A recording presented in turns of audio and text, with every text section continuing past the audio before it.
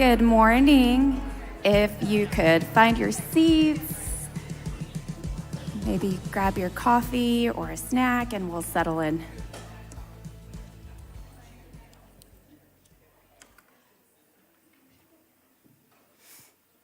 All right, let me open us up in prayer. Father God, thank you for this beautiful day, Lord. Thank you for this community of women in this ministry. What a treasure it is, Lord, to all of us, and what a blessing to be surrounded by like-minded women who are seeking to know you and experience your love and wanting to know you better. I pray that each woman today is blessed by you and your word.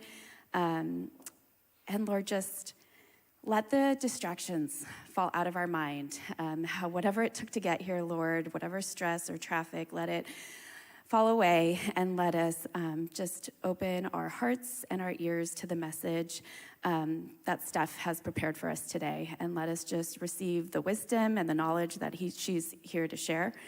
And I thank you, God, for her. And I pray that you use her today and every day in her work, and allow to make room for the Holy Spirit to move in our hearts and change families for your kingdom, Lord. I pray all this in your name. Amen. All right, let's get started with some announcements. Let's see. There is a CPC women's event next Friday, April 21st. April is going by so fast. And it's called Hearing God's Voice with author Liz Diddy. So reach out to the women in your tables. It might be a great opportunity for all of you to get together, maybe get dinner before, and come hear her speak. Also, the 4 Family Camp is coming back, I think, for its 3rd year this year. Did it change? No. Yes, okay. August 25th to 27th, so make sure you go online and sign up for that. It is so much fun. My family will be attending this year, and it's a great time for your whole family to grow closer to the Lord. They have kids ministry events and adult ministry events, and it's just a great time to get to know your church family better, and great event for everybody, the whole family. And then starting now through April 29th, there is a Target car seat trade-in event. If you haven't heard of this before, it's a great opportunity to recycle any old or expired car seats, and in return, Target will give you a 20% off of a new car seat, stroller, or certain baby gear to use. So it's a great way to get rid of those car seats that pile up in your garage. Yes, Barbie?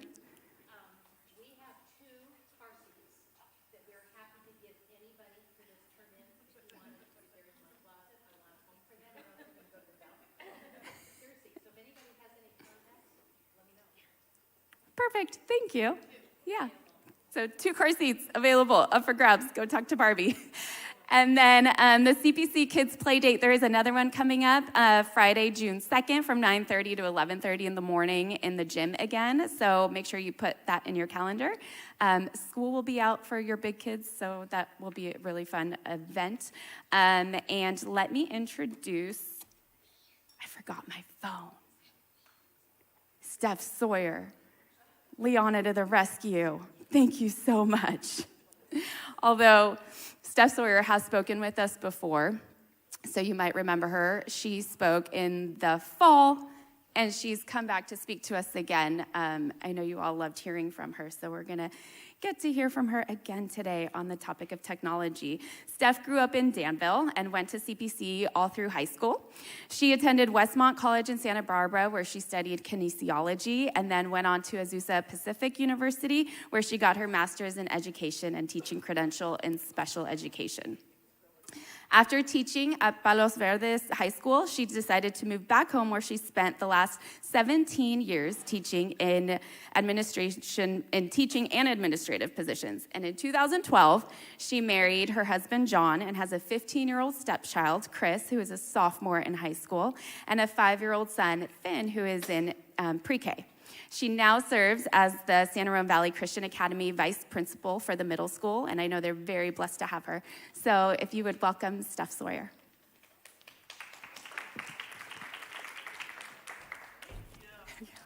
Good morning. Thanks for having me. again. I must have done okay. So either I fooled you the first time or we'll see how the second time goes. Thanks again for having me. I'm really excited to be back here. Technology is something I'm pretty passionate about and how that infuses in our families and our kids' lives. Having a 15-year-old and a 5-year-old has really broadened our spectrum on what that looks like throughout a child's life. Excuse me. My husband is a high school counselor. He works at Cal High, and I've worked at junior highs and high schools, and so we are both actually very passionate about this, have seen the impact of technology, and when I say technology, it kind of means everything. We'll talk a little bit more about that. But no, too, this is just a step in, right? We could probably talk about this all day. We could go down tons of rabbit holes. We could look at tons of information, but I feel like this will be a really good start to have an initial conversation, because I know some of you, there's like some brand new babies in here, which is so exciting, and some of you have older kids, and so it is really important, even when your kids are little, to start thinking about what your plan will be moving forward, because it is not going away. That we do know. So that's me. So we're going to talk about technology in your family, because every family's different, every family's unique. There's some good things for all of us to know. But we're going to talk about that. I'll leave some time. I'm hoping I'll leave some time at the end. I should be able to, that you can ask questions either about technology or education in general. I've been in education a long time. I worked in the public school for 17 years, and then I've been here. This is my first year here. I've worked gen ed and special ed. So I did do a little bit of elementary, which was where I realized, like, that's hard. That's hard. The loose teeth, the snot nose. The loose teeth I can't do. Even here, kids come in, Mrs. Sawyer, look at my loose tooth. And I'm all, Mrs. Tatum wants to see it. I thought I was in elementary. I totally did. And then I have a hard time too with like, they hurt my feelings. And so I got asked to open a high school and ended up loving high schoolers. But what I've really found I love are middle schoolers. Those are I love spending time with our kind of 10 to 14. It's a really sweet and hard age, but I love them. So, this is my family, so I chose really great pictures of me to throw up here. That's my husband, John. We actually got to go to Hawaii this year with my whole family, which was a gift. Both my sisters live within about 7 miles from me, and my parents live a mile away. So all of us were able to go to Hawaii this winter break. So that's my husband, John, one of the 2 male counselors in the district, which is also a gift. And so for me, it's a pro and a con. I think I said this last time. Being married to a counselor is a pro and a con.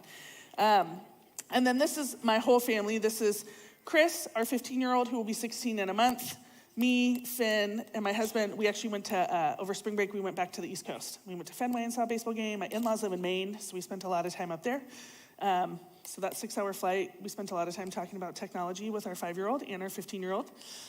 And then this was John and Chris at Fenway, me and Finn in Hawaii. And then we got a dog. Did I have a dog last time we were here? Okay, we got a dog. I don't know why we got a dog, but we got a dog. We rescued a husky. His name is Maverick. I felt like I needed to put him in here because now he's part of our family. So that's Maverick. All right, so how many of you guys are familiar with Busy Toddler? Anybody? She's pretty great. I follow her on social media.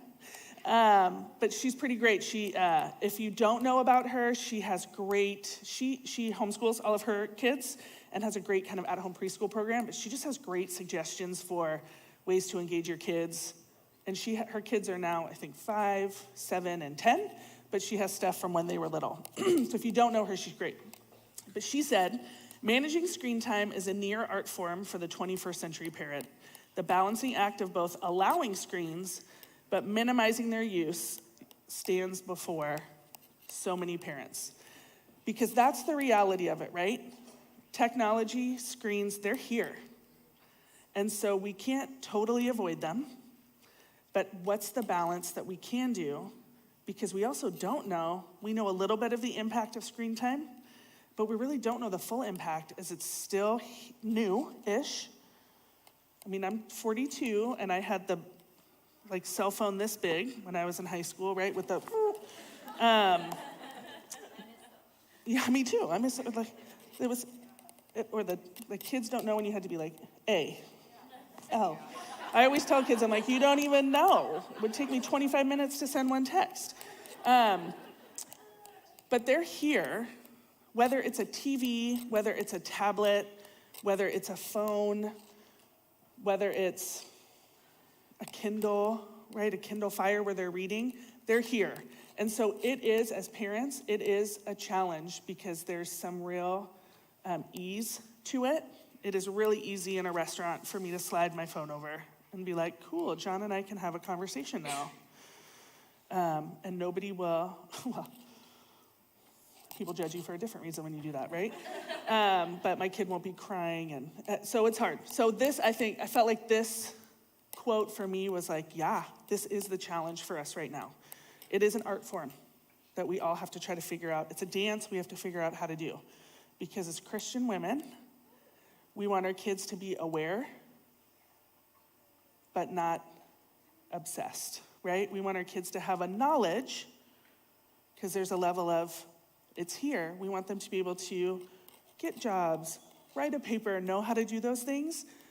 That's like, how are we in the world but not of the world, right? And I think screen time and technology has become kind of our challenge in that as moms. So, but your family is your family. You have to do what's right for your family. Are there going to be days where you're like, yeah, they were on a screen for 3 hours because I needed that? Like you guys are, we all know mom's jobs are hard. Do we want our kid on a screen for 3 hours? Obviously not every day, but sometimes. Do you need a mental break? Yeah, and we're going to talk about how technology is a tool for you, not for your kids. It's your tool to use for you too. You know your kids better than anybody. As an educator, I believe this. As a fellow mom, I believe this. And I would say this to parents all the time. You are your child's best advocate because you know them best.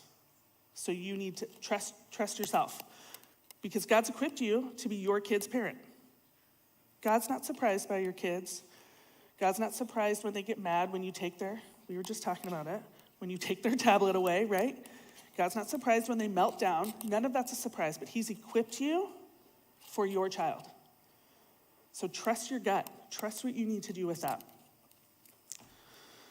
But what do we know? What do we know right now about technology? We know it's only increasing.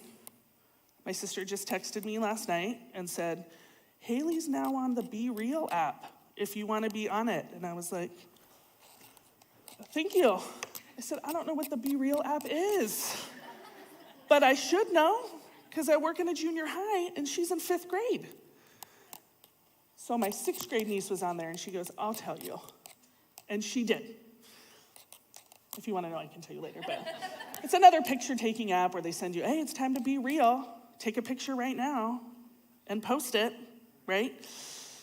So it's always changing. It's only increasing. There are pros and cons to technology. There are pros and cons.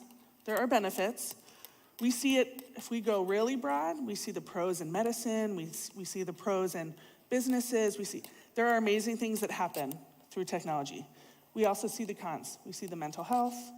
We see the obsession. We see the addiction. We see all those things. We also know that kids, 18 and younger, is what I'm talking about. 18 and younger, high school kids, some college-age kids, are not equipped to make decisions around technology and how to use it. It's being thrown at them at a young age, even for good reasons, right? We're trying to benefit. They're typing up a paper, they're researching about whatever, but they're not equipped, their brains are not equipped to make decisions around this. And too often, we're giving them decisions and autonomy around technology really early. We've in fact seen a decline in kids getting their driver's licenses at 16 because they've already had this, they have a phone. This is a huge responsibility. So I don't need to go drive to see my friends because I can FaceTime them and be like, what are you doing? Let me ask my mom and she'll give me a ride. When I was 16, I was like, get me a car so I can go see my friends. They don't need it because they can text their friend, they can FaceTime their friend, they can Snapchat their friend, and texting is old news. So if you talk to a teenager, they're not texting, but I tell them they should be if they're gonna do anything. So their brain, they just can't make that decision. And I think we get that when kids are 2, 3, 4, 5. Kids hit middle school, and sometimes we get like, well, they're like 11 or 12. They're not equipped. Don't give them autonomy. As soon as they have the freedom, it's really hard to take it back. As soon as you've given it to them, it's really hard to pull that back. It's doable, but it's going to be a journey to do that. And kids are often more adept than we are, right? Like Haley is like on Be Real. And I'm like, I don't even know what that is, right? So they can be your best ally to kind of help you with that, but you have to establish those things. So I just encourage, and it is constantly changing. I mean, fortunately, working at a middle school, they kind of think I'm cool, so I can talk to them about like, well, what's new? What's hip, right? So that I can be in the loop, and then I try to tell my friends, like, did you know? Or kids will be like, well, you know, and I'm like, yeah, I know. And then I go research it, because I didn't know. But that's what I do, because I have to be like, yeah. Or, well, do you know about it? Of course I know about that, come on. And then I asked my husband too, I'm like, oh no, you work at a high school now. Like, what is that? He's like, oh yeah, I know what that is. I mean, we're pretty well equipped, and we still can't keep up with it. So don't feel like, if you're like, I don't know what any of these are. My husband and I are pretty infiltrated in it, right? I mean, he has kids coming in his office all the time talking about it. I worked at high school. We have a hard time keeping up. So help me help you. Anytime you have a question, shoot me an email and be like, Sawyer, what is this? And I'm happy to help you. So what are our general goals, though? When we think about technology, when we think about rolling it in, when we think about how we're equipping our kids, when we think about supporting them, balance is ideal. And balance isn't like 50-50, right? But balance is, there are kids, technology would be video games. I didn't say that, right? But there are kids where, like, being outside is not their jam, but playing video games is. And they have a community on there. There's really interesting ways that kids are connecting via video games now. There are communities where friends are getting online together. They're playing video games. That's their community. And so to negate that for a kid could be really hard. But we also need them to go outside, even though they don't love it. So balance is going to be really important. We have to be modeling tech use, healthy tech use. I think sometimes we don't. We feel like, well, we're an adult, so it's different. Kids don't really care, right? How many times do you hear like, how many times do I hear, that's what I will say. Well, I was just telling somebody about, you're on your phone. We had a rule, like you can't have 2 screens. Like if you're gonna be on your tablet, you don't get to choose what's on TV. Like you don't get to like, oh cool, Paw Patrol's on. And I'm also drawing on my tablet, right? Like that's not how it works. Or my 15-year-old would be like, well, I wanna watch something that we like, but then she's scrolling on her phone. It's like, we don't have 2 screens out. That's not how it works. If we're gonna have a screen on, we choose, and that's what we do. But then sure enough, if John and I are laying on the couch, we're scrolling through email, we're jumping on Instagram, I just gotta see who's posted, right? And the TV's on. Well, then she comes down and she's like, what the heck, how come you get to do it and I don't? She's right. It's just like it's not good for her, it's not good for me. And so I need to model that for her. And really what we've tried to do is make tech time family time. So either we're all kind of doing something together, there's games you can do, there's things like that, or hey, right now everybody gets 30 minutes, right? If you want to kind of zone out, Finn is really into learning cursive right now, and he's like, what? Like I'm an educator, but like what? I don't care if he's 5, like he doesn't need to know, but he's kind of interested in it, and so it's like, hey, if you want to practice that on he's like writing it on a whatever, you get 30 minutes and then we're moving on, right? But we do it together, and then we're moving on. We're moving on. Because it's really easy for us to keep it in our pocket or our Apple Watch, right? This has been the death of me. I've become so rude because of this Apple Watch, right? You get a text, Barbie and I are talking, and I look down, oh, I'm so sorry, I know you don't have a lot of time. Well, that was rude. That had nothing to do with the amount of time, but now it has trained me that when it buzzes, I look down, right? So we've taken off our Apple Watches when we get home. We're trying to do all the things. We're not perfect. It doesn't happen all the time. I still screen in front of the screen sometimes, but we're working on it. So balance is ideal. This is gonna look different for every family. So what works for the Aquilas isn't necessarily going to work for the Sawyers, right? And so if I'm like, oh, well, they only do screen time once a week, like, I don't know, I'm like working full time and then I got to come home and write reports. It's like sometimes I need 30 minutes or I need 15 minutes so that I can get this. That's okay. You have to do what works for you, right? And don't compare. But what could be helpful is if I look and go, well, what are you doing? Could that work for my family? Or I hadn't thought about setting up those boundaries, or I hadn't thought that we needed these things. So it's going to look different. Watch for those unhealthy signs. Lee and I were talking about this on the way in. Sometimes kids, and there's YouTube Kids, and then there's like YouTube. If you guys are familiar with that, does everybody know that? There's like 2 separate YouTubes. So I still watch your YouTube Kids. There are still things that sneak through on that.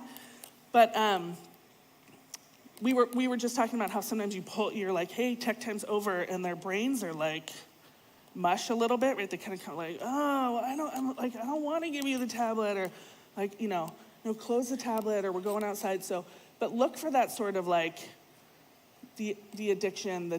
There's typical tears and things that are going to happen if they're into something and it's happening. But look for some of those unhealthy. If the first instinct is always like, I need my tablet, or I need this, or a full-on resistance of trying to hide. We had a time period where Finn was trying to hide his tablet in his room. He would be like, no, it can stay in my room. And then he'd go he was not a good hider, so it was okay. But he would try to hide it in hopes that like we wouldn't notice, so that when he went to bed, he could get it and watch it again. He's 5. That's smart. And so we had to do like a detox, right? We had to be like, nope. And then we had to set these clear. We had pretty much said, hey, buddy, like, no, we read before we go to bed. We play with our mag tiles for a little bit, but like we don't do our tablet at night. That's not what we do. And we had to reteach that, right? We had to kind of circle back to that. And sometimes we have to do that. And set those, I think we would all know this. We want to set screen time limits and balance with other activities. So we would love for kids we do see that there is some loss of human interaction. There's a struggle for kids now to kind of know how to connect together, to know how to engage in play. I love these play dates that you guys do and I always get so jealous that like I work and I can't bring Finn, but June 2nd, school's out, so maybe I can bring him because he's so pre-K. But kids are just not learning those skills because we also, even at that junior high and high school, when I worked at a high school, kids didn't sit in a circle and talk at lunch. They all sat on their phones at lunch. Quiet. It's pretty quiet. But literally, like, they'd be sitting at a table and all of them were on their phones. And I was like, are you guys all doing the same thing? Like, what? Are you guys, like, playing a game? Like, what? Nope. They're all on their own social media, scrolling through, and so there's just this lack of even knowing how to engage or how to talk to people or how to play together or how to, and there's a lot of reasons for that. COVID has some of that, right? Where kids just didn't have the opportunities. So I don't want to negate that was a really significant, for a lot of you guys, your kids are in that window. My kid was in that window, right? Where there were less play dates. They weren't going to school. They didn't have those opportunities. And there were more screens because a lot of us were trying to work or teach our other kids from home, right? So we're in a different place than we were 5 years ago with this, 10 years ago with this. But find that balance because, again, screens are a part of life. They're a part of a lot of jobs now. A lot of jobs are working from home, things like that, right? And who knows, we're probably preparing kids for jobs now that don't even exist, right? There are jobs that don't even exist that some of our kids will be doing that are gonna be around technology. So we want them equipped, we want them to know what it is, but we also wanna make sure they know how to go up to a teacher and say, I don't know what I'm doing, or I don't understand how to do this, or to go up to a friend and go, do you wanna play with me? Or, I don't, all those things. So I love this, and this will roll into kind of the next thing we're talking about. Ephesians 6:4, parents, do not provoke your children to anger by the way you treat them. Rather, bring them up with discipline and instruction that comes from the Lord. Technology can be, for lack of a better word, like the trigger for conflict between parents and kids. The older, some of you guys know younger, close your tablet, put that away, put the video games away, becomes this. Then as you get older, why can't I have a phone? My friends all have phones. Why won't you let me do this? My friend, All my friends get to do it. All their friends aren't doing it. I just want to let you know. All their friends are not doing it, okay? So when you hear that, when they're in like junior high, they're not doing it. All their friends are not doing it. In high school, well, how come I just can't have my own phone? That's my phone, right? So, and it can be easy to be like, because I said so. I tried to use that the other day. It doesn't work really well. Or because this is what we do. So, you own that technology. You own that. It's your phone. It's your tablet. It's your TV. It's your video game console. They're yours. Your kids get to use them, but they're yours. So have healthy conversations around, here's why. Here's why we're setting up boundaries. Here's why we're doing it. You maintain control, but also teach kids, this is a skill, how to talk to you about it. Tell me why you think that's important. Why do you think all your friends have phones? Why do you think you need a phone? You can still say no. You can still say, nope, our tech time is still 30 minutes, and that's it, but thank you. Thank you for giving me a PowerPoint presentation on why you think it should be more. That's good for kids too, right? Like that's really good for them to have to talk to you about it, but what you don't want to do is have technology become this issue for you because it doesn't have to be. It doesn't have to be. It's scary and it's unknown because we don't know it as well as they know it, but you guys know who the Lord is. You know who he's equipped your kids to be. You know what's best for your kids. So trust that. Trust that God is going to show up in those moments, because he will. Trust that God has gone before you, because he has. And trust that he's working in their hearts too, because he is doing that. But these become epic battles.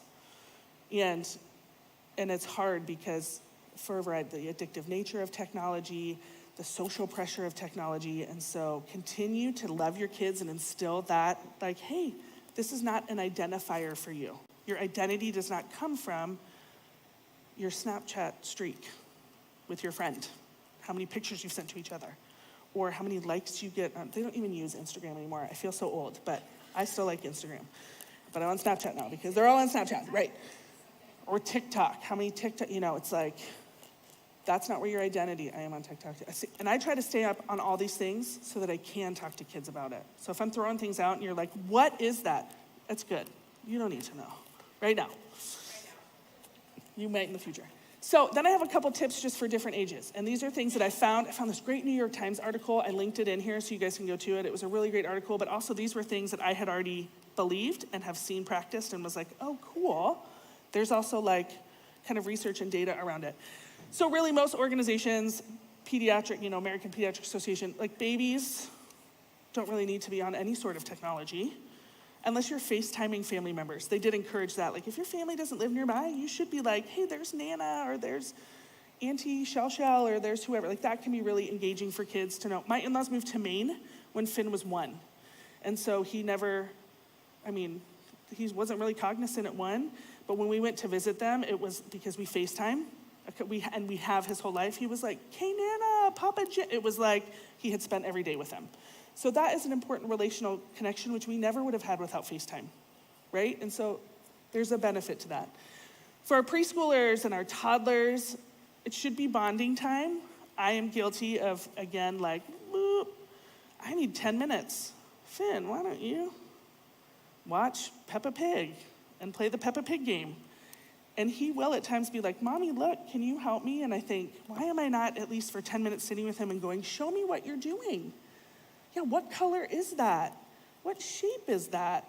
There's so many really great apps that you can be doing with your kid, but that's what's hard, is it's a tool that sometimes we want for a break, but the reality is to teach them how to use it well, we have to do it with them, right? We have to sit with them and do that. Be wise, I listed some really great apps later on in the PowerPoint, so it'll be on here, some good apps that we've used, through Common Sense Media that we've kind of pulled, that we've seen to be beneficial, that we feel I feel are safe, that I would be comfortable recommending. Set up clear tech time and non-tech time. So we kind of, for our family, we like shut it off at dinner for him. Like we just don't pull, and we try not to pull our phones out unless somebody's calling. We don't have a landline, so like if somebody's calling, but we try to like Finn's tablet's sleeping, it's sleeping for now. until tomorrow. And he knows that weekends get a little wonky because we're up but during the week with school and stuff. And so he knows when he can ask for it, when he can. Now, it sounds great. It doesn't always work that great, but it's a process. And there are some benefits. So do we want toddlers and preschoolers on tech all the time? Not really. 100% no, because there's so much more benefit to the face-to-face, spending time, going to the park, looking at the real world. What does a real dog look like? What does a real store look like?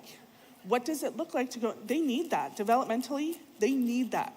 So to look at a picture on a screen can sometimes help, but really what we want are for kids to experience the world. Their brains grow the most between 0 and 5. That's when kids' brains are just like, boom. So we don't want them on a screen just like, oh, that's what an ice cream, no, let's go have an ice cream cone. Let's go buy from the Mr. Softy ice cream truck. Like, let's actually do that and experience that. We flew home from Maine. The flight there, we did a red eye, so he slept the whole time. Truth be told, on the flight home, it's an hour and a half longer because of the jet stream, which I didn't know. So it was a 6.5-hour flight home. John and Chris were on the far end of one aisle. Finn and I were on the far end of the other one. And I was like, I'm gonna be honest, we got on this plane at 7 a.m. Like, ooh, buddy, you wanna watch Peppa Pig? No, Mommy, I wanna play with my mag tiles. With you, on a plane. Now, I was exhausted after 6.5 hours, but I thought, I had just expected this desire to be on a tablet, and he had this desire to connect on an airplane, right? And I would have missed it because I was just so quick to kind of shove that tablet over and be like, well, I wanna go to sleep. And so was I exhausted after 6.5 hours of playing Peppa Pig and building, and then I fall off the tray because the tray is like this big, right? And he wants to build a, but we got to talk about airplanes and the wingspan and all the stuff that I was pretty quick to dismiss. And the reality is he was craving that. And so that's the balance. And then when he did want to go on it for like a half an hour, I slept, which was great, right? But what I got to do was connect with him, which I didn't expect. And I thought, kids don't always want tech. I think in my mind, I go, he always wants it. And the reality is he doesn't. Because we've set up some boundaries around that. We've set up some like, oh, there's just a certain amount of tech time. Our 6 to 12, which is kind of our mid-range. And this is if you have a device, right? If you've given your kid a tablet, if you've decided to do that, but you set up your kid's account. You can set up all those parameters. You do that. There are some savvy kids. You take ownership of that and own that piece of it. Encourage creativity. Like I said, there's like cursive apps. Finn taught himself sign language on our road trip last summer. He's like, Mommy, what is C? And I was like, well, I'm pretty sure you mean this, because I can do this. But then he asked me all these others, and John's like, he's doing sign language. And when I looked, he had found, which was concerning on some level, he had found a video, and I was like, how did he find this? So that's when we started putting a little bit more control on that. But he found this video that was teaching him sign language, which was really cool. And like, what a gift that now he knows sign language. And I actually watch him use it, and I think, I never would have thought to teach him that, but he's doing it now, which is really cool. But there's drawing ones and there's painting ones. My 15-year-old just showed me it was on her phone, and it was like a coloring one, like one of those, like those mandalas that and for her, she does it, she's got a little bit of anxiety, and so when she's feeling anxious, she likes to go in there and it records her doing it, and then you could watch it again. It was great. Make sure you're setting up privacy and security. Check all those things out. You can lock it down. Lock that down. Cyberbullying, which could be a whole other topic, which at some point I'm happy to come back and do like a whole other thing on like cyberbullying and language on technology and things like that. But remind even your 6 to 12 years, for sure your high schoolers, what you say, once it's out of your mouth and out of your fingertips and in a text message and on a Snapchat and on it, it's gone. It's not yours anymore. It's out there for anybody to access. And that's just a good reminder around. If you wouldn't say it to their face, don't put it anywhere else. If you have an issue with a friend, you go to your friend. It's biblical. You go to your friend. You don't send, because once it's out, Barbie can do whatever she wants with it. If I've texted her, she can give it to whoever she wants. And then what about a phone? For sure not at 6. You get around here, it's edgy, right? All my friends have it. I'm in 6th grade, all my friends have, 4th graders have phones, 5th graders have phones. That's a family decision, what that looks like for you. There's pros and cons. There's also other devices you can use if you just want your kid to have access to you. There's watches that are like smartwatches, but they only hold like 3 numbers. And it only allows those 3 numbers to be called and only allows those 3 numbers to call in. So even if some scammer gets your kid's watch number, it doesn't even go through. So there's things like that where if you're like, oh gosh, they're going out with friends and I kind of want them to be able to get a hold of me. I get that. We live in a different world. A lot of us used to go like, come home when it's dark or just drive down. I think my mother just sent me off to ride bikes. What? I would never send Finn off to just ride a bike right now, but I would ride downtown and go to Burger King when it was here. And what was that restaurant where La Conda Ravella is now? Anyway, they had a candy shop. We'd buy candy there. Yeah. Father Nature's. Yes, Father Nature. We go there, and I'm like, they had no idea where we were. We were just, that's sweet freedom, right? And now there's a level of that. So a phone is a really personal, with our 15-year-old, they did not get a phone until they started high school. There wasn't, in our opinion, there wasn't a need for it. They could use our phone, and they were in 2 separate houses. So I would hand my phone over. Did you want to call your mom? You can use my phone. I mean, would it have been easier for us when she was in 5th grade to be like, here's your own phone. You can call your mom. You can call your dad. 100%. But John and I had seen what that did to kids. And so we were like, her brain, this is recorded probably, so but it's hard for teenagers too. I'm just gonna say that. The struggle is still real. Tips for teens, set rules and I know that feels really far away, but you can start this even with your 12-year-old. Set rules and expectations. Hey, here's the deal. I own the phone, you don't. Technically, it's mine. So here are my rules for you to use this device. We do that. Our phones, my 15-year-old, her phone, her Chromebook she uses for school, come in our room at 9:30. And people are like, what? And she's like, what? Because that's not the way it is at her mom's house, and that's okay. They have their own set of rules over there. At our house, she knows. She walks it in. She's got a drawer and a dresser. She puts it all in there, closes it up, and then we hang out for another 45 minutes to an hour because all of a sudden kids become teenagers and at 10:15 they want to have a really serious conversation with you. I don't know, right? Those of you who've had teenagers, all of a sudden at 10:15 she's sitting on her, she's get ready because we've been together all day, and then at 10:15 she sits on the end of the bed and she's like, I just want to talk to you guys about it. And we're like, ooh, okay, let's go. Like I was ready, I'd brushed my teeth. I was ready, but that's okay. So set those rules and expectations. Be really clear. You're the parent, you can do that. You're allowed to do that, and that's an okay and an appropriate, it makes them feel safe when you do that. She has said it's so nice, like and nothing good happens after midnight on a cell phone. Nothing good happens. So she would be getting, we check her phone randomly, and she knows that. She knows that we know all her passcodes. We follow her on every social media account. She knows that. And so we will check it, and kids will text her at 2 a.m, and we tell her, tell your friends it's keeping us up. So stop texting. And they have stopped texting. Well, or Snapchatting or whatever it is that they're using.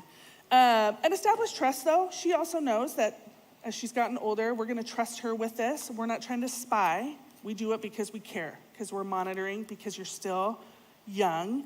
You still don't know what this all means, and we just tell her that. We're really straightforward about like, hey, you're only 15. I know you feel like you're an adult, but we care enough about you that we want to help you walk through these things. You shouldn't have to manage this. That's not your job to help your friends through these hard things. Or you shouldn't be looking at this, or you shouldn't be all those things. We're not spying, and we just use that language. We're not spying on you. We trust you, but we also are your parents. And so sometimes things are going to come at you that you don't expect, and that's why we want to help you. It's like my mom always said, I trust you as a driver. I don't trust the other drivers, right? It's kind of that same idea. We've given you a phone because we trust you. We can't trust everybody else with their phone, so we have to help you with that. Become digitally literate, which is a daily journey. Be Real, I got to look into today because both my sisters kids are more likely to let their aunts and uncles follow them on social media, more comfortable with that. So we all share that information, and of course my nieces love it. But they hate when their mom does it. She still does it, but so it's helpful. So I got to become literate in that so that I can follow my nieces. And I have done, or my friends' kids who were like, oh yeah, Steph can follow me on there, and then I'm able to be like, hey, did you know your kid posted? Whatever, FYI, right? Tech obsession is another thing we could do another topic on as we get older. And I will probably be doing a little bit more in the junior high as we work with parents too. It can become an obsession, and it can become where they find their identity and all those things. Again, there's benefits, there's community kids find that I don't want to negate, who maybe struggle socially in other ways and connect digitally, and that's helpful for them. But we don't want it to become this obsession. We want that to become outside where they're actually interacting with people too. And unless they bought it, it's not theirs, it's yours. Kids will say, it's my phone. It is not your phone. This is an expensive device. They run $1,000, $1,200, $800 sometimes. So unless they bought it with their money, it's yours. And you can this used to blow up, you can stop text messaging during the day. You can shut off data between 8 and 3 so that when they're at school, nobody can text them and they can't access the internet or any apps. You can shut off certain apps during the day. So if you're like, they can have Snapchat. My own personal, nobody needs Snapchat. That's like a freebie from me. Nobody needs Snapchat. Nobody needs it. I don't love it. Most of my issues at the high school were around Snapchat. But take with that as you want.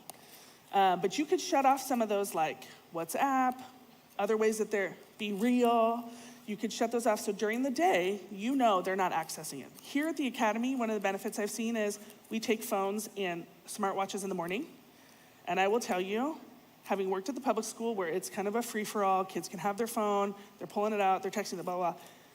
Kids here, if there's an issue, we're doing real reconciliation because they're not getting on their phone and trying to, did you hear what happened? Or it's like, nobody can do that. So then I can go at break and be like, you two, what happened?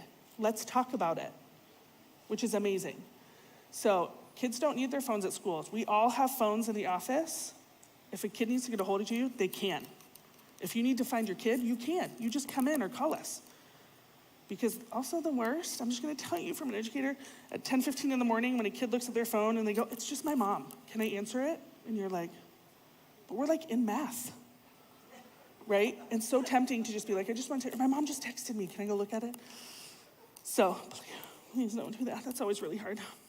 So our quick review, and then I'm going to wrap up. I think I've gone too long, so then I'm going to wrap up. You're in charge. You can say no. And sometimes that's really powerful for kids when they look back and they go, oh my gosh, I'm so thankful you said no to that. Share your boundaries with those around you because we can all learn from each other. Oh, here's what I do. Here's what you do.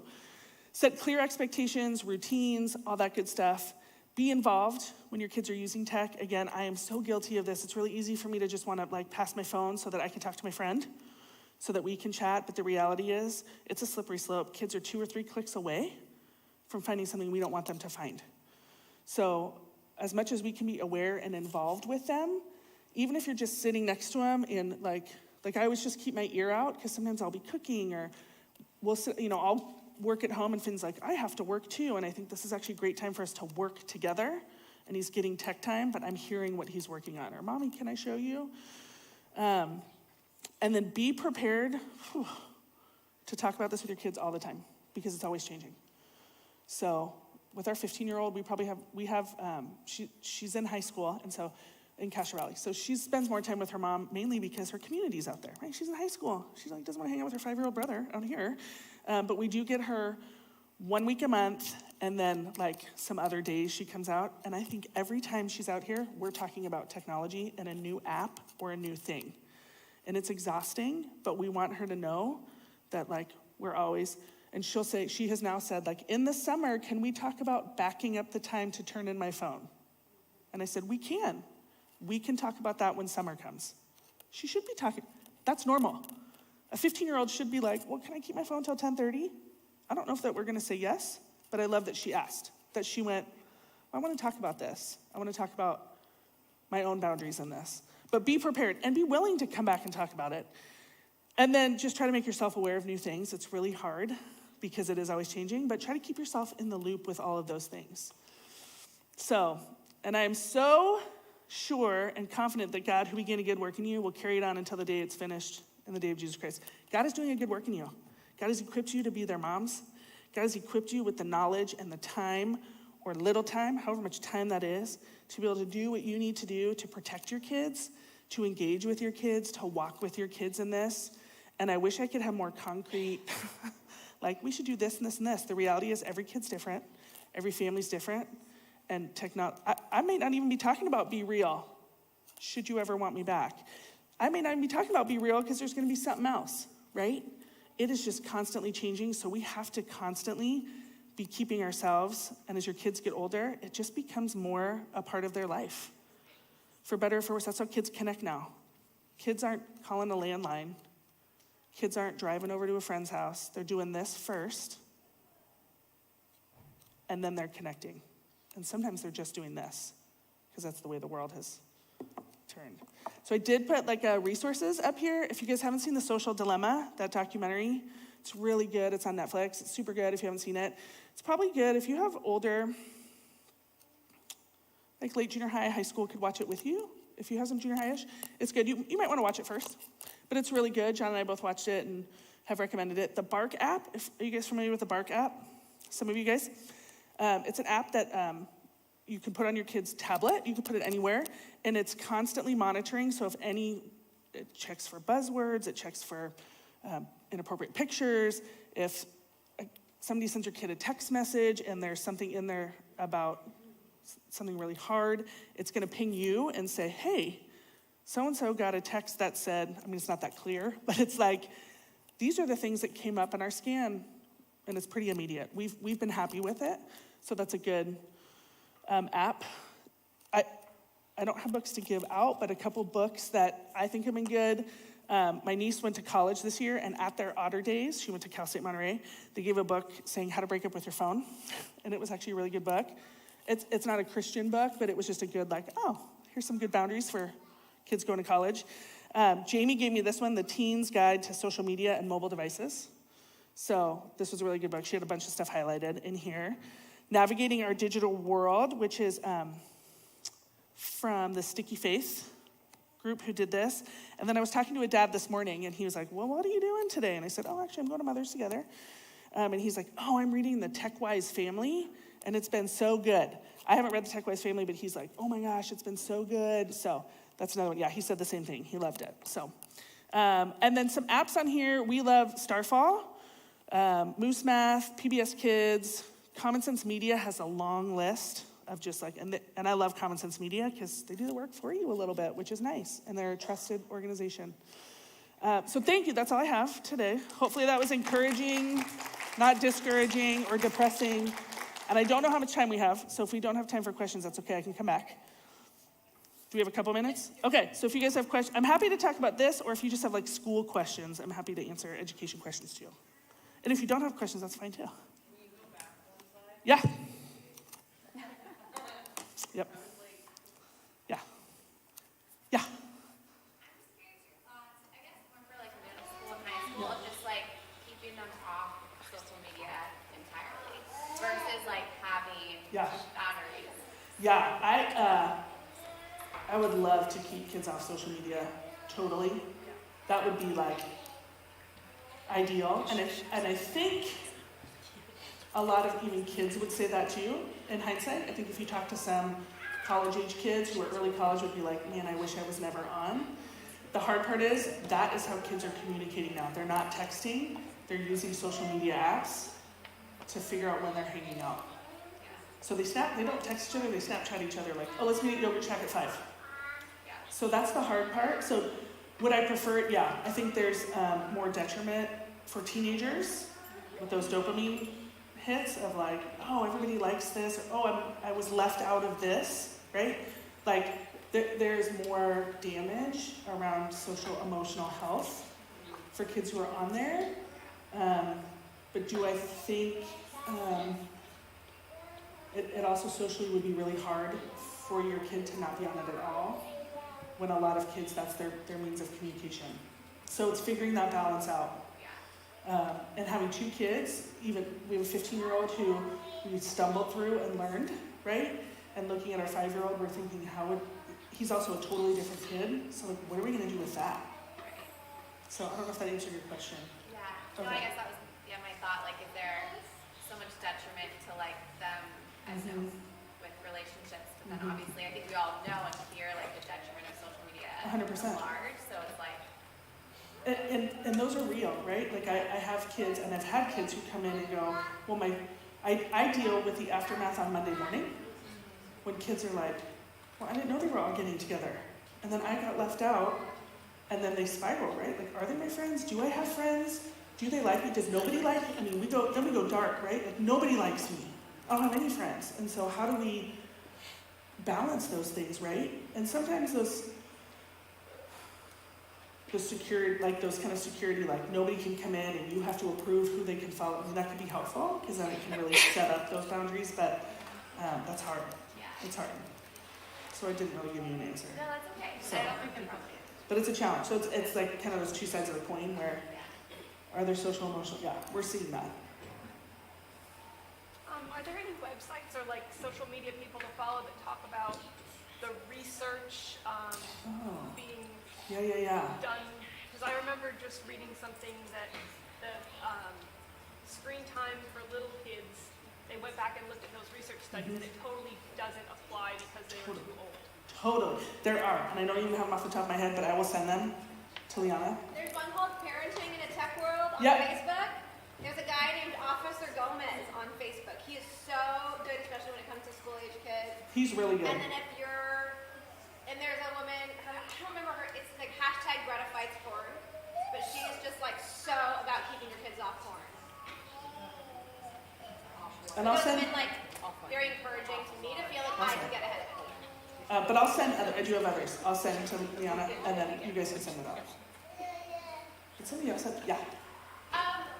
So we do very few play dates in my family, and one of the reasons is because I don't know how to say the following things without sounding like a tool, which is, please don't put my child anywhere near a screen. Like we have very, very Limited. screen in my house, and I don't know how to like say, don't play a video game with my kid. And sometimes you find out later that's the only thing that kid. I don't know how to navigate that. I know. Can I? Yeah. I just say I'm bringing you over to be with the person. If we want to do a movie night, that might be another time. But you're here to see people. Yeah. And I know that's saying it to like the kids, but like. No, on my kid, it's another parent Right. with a different technology rules in their home, and me having to communicate to that parent Same to thing, follow my right? like super lame ones. Honestly, I think it is fair to say exactly what you said. Hey, I really am excited to have my kid play with your kid, and we really would love for them not to do video games. If we want to set up a different time, but the weather's good, I would love for them, he's excited about his Lego, whatever it is. And the parent may come back and say, oh, well, my kid only likes to play video games. And then I think you have to really decide, like, okay, well then, Come here. right, they can come to our, sometimes, right, it is nice to say, why don't you come to my house? It gives you a little bit more control over what's happening. So that could be a different way of doing it too. But I think it's really important for your family to be really straightforward with other families. Yeah. And in all honesty, I think I would be like, oh, sweet. Like personally, I would be like, oh, great. I didn't really want them to play video games either. Sometimes it gives the other parent the freedom to be like, nope, we as parents have decided today is not a video game day.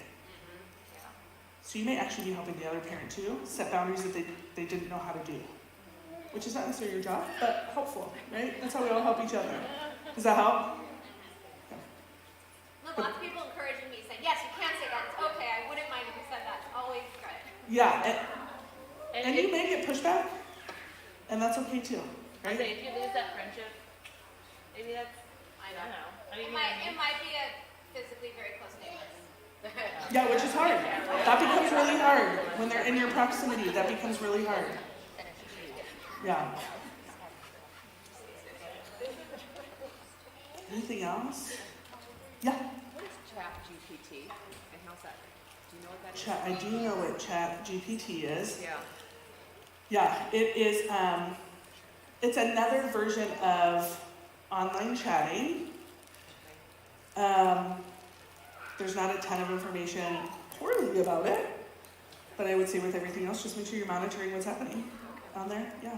So many like Google has a chat feature, right? So many things now we're doing these chat features, and part of it's really beneficial. If kids are working on a paper together, Google's really great about this. Hey, we're doing a research project together. We can both be on the paper at the same time, and we can be chatting, like, oh, I think we should do this, I think we should do this. But that is then on a separate device, right? So then you have to just start keeping track of all those. It becomes a lot. It becomes a lot, yeah. Any other questions? I don't want to take up any more of your time. Thanks for having me, you guys. Hopefully this was helpful. I'll throw those up if you need them. Thank you so much. Thank you so much, Steph. Thank you for talking on a topic that is so important and influential in our lives, whether we allow a lot of screen time or a little bit of screen time or no screen time. Before you start your discussions, if you could please take 1 minute, 2 minutes to fill out the survey on your tables. That would be so beneficial for us for next year as we prepare to plan for the fall. And then enjoy your time. And I'll be up here in maybe 40, 45 minutes to close this out.